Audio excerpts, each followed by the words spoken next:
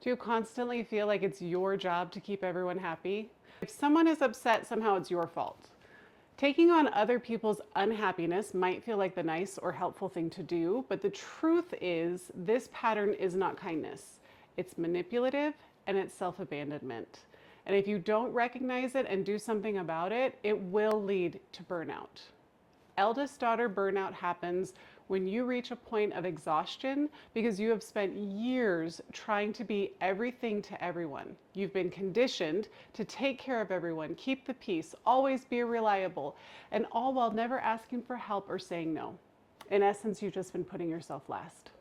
This behavior leads to burnout, which can actually create physical symptoms like anxiety, panic attacks, headaches, fatigue, digestive issues, and just overall feeling like garbage.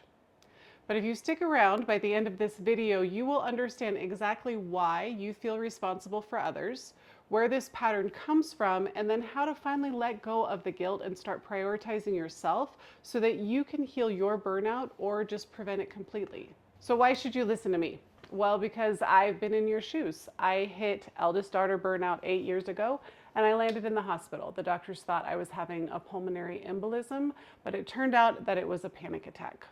I spent the next 2 weeks terrified to leave my house until eventually I realized I don't want to live that way. I wanted more out of my life. So I did what all of us eldest daughters do, and I started researching. And I figured out how to heal my burnout and prevent it from ever happening again. And now I help other eldest daughters do the same.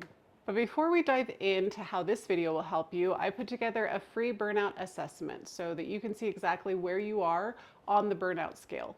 If you've been feeling exhausted, overwhelmed, emotionally drained, this guide is going to help you understand why. So grab it in the description below. So first, let's dig into why you feel responsible for everyone. The truth is, constantly feeling responsible for others is just a habit. It's a form of emotional exertion. And when you're carrying more than your fair share, burnout isn't just possible, it's inevitable. Many women who struggle with eldest daughter burnout, they have one thing in common, and that is that at some point in their life, they learned that their safety, their love, their acceptance all depended on taking care of others, doing something for others. So here are 3 common signs of this pattern. Number 1, the good child trap.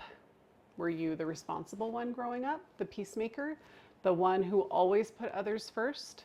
If so, this might be where all of this started. Maybe you were expected to take care of your other siblings. Maybe you had a parent who relied on you emotionally and you felt like you were their therapist. Maybe you got praise for being mature and always being able to be self-reliant. So you learned that love and approval come from putting others first. This matters because when we learn that our worth is based on how much we do for others, we develop a core belief. If I stop helping, I won't be needed. And if I'm not needed, I won't be loved. And this belief keeps you in that cycle of overgiving until you're completely drained.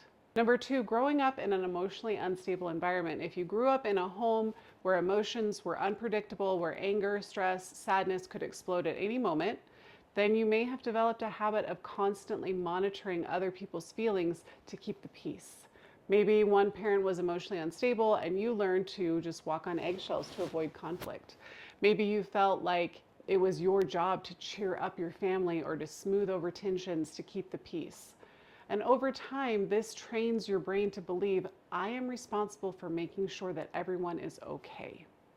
And the impact that has is that you become hyper aware of other people's emotions, over apologizing when you haven't done anything wrong, feeling physically anxious when someone's upset around you.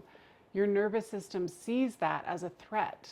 And this kind of chronic emotional monitoring is exhausting. And over time, it will wear you down and it will lead to that eldest daughter burnout. Number 3, cultural and societal conditioning, the selflessness myth. Most of us grew up with a message like, good people always help. You should always put others first. If you say no, you're being selfish. These messages don't just encourage kindness, they actually condition you to feel guilty for prioritizing yourself. But here's the wake-up call. True kindness does not mean saying yes to everyone. It means being compassionate, but without abandoning yourself. You have to be compassionate to yourself also. If you never allow yourself to rest or recharge, your body and mind will force you to stop through burnout. So here's a quick question. Have you ever felt like you're running on empty, but you still push yourself to help others? Drop a comment below and let me know. I would love to start this conversation. So now we know where all of these mindset patterns came from, but why do they lead to burnout? Even when you know that this pattern isn't healthy, breaking it feels impossible. Why?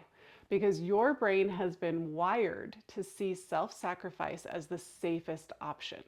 But what's really happening is your fear of disapproval. You feel like if you stop helping, people will think that you don't care.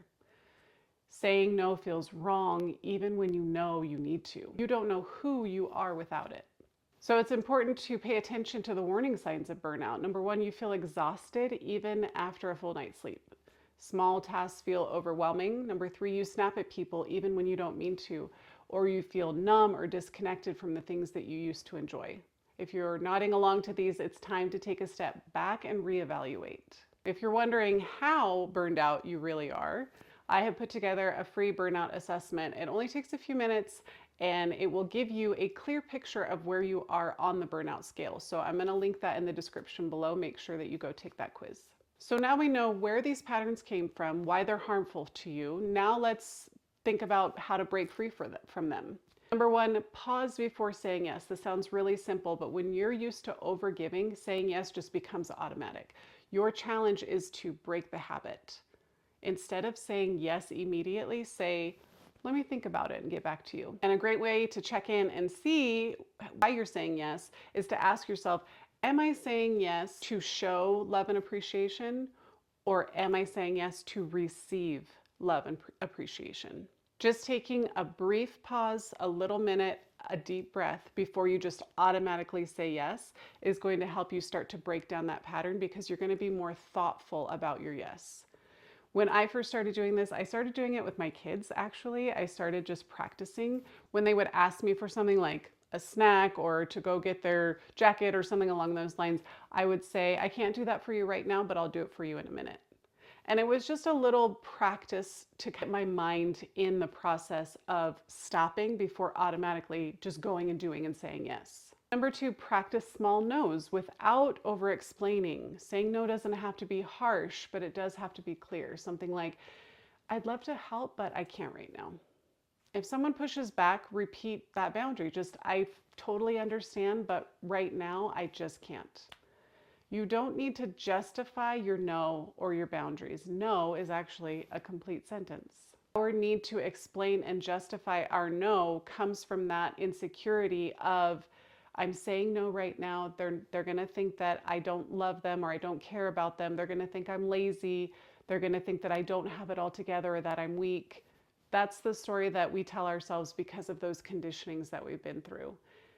The person hearing the no doesn't actually need an explanation or a justification. They just need to know that it's a no. Number three, reframe your role. You can care without carrying. Loving people doesn't mean fixing them. Supporting others doesn't mean sacrifice yourself. Start asking yourself, is this my responsibility? And give yourself permission to say, I can care about you, but I can't carry this for you. This is a mindset shift, and you are not responsible for everyone's happiness. You are responsible for your own well-being. So that's the end of this video. If it helped, be sure to hit like and subscribe and share it with other eldest daughters who grab the link to the free burnout assessment that's in the description below, and make sure to watch this video next.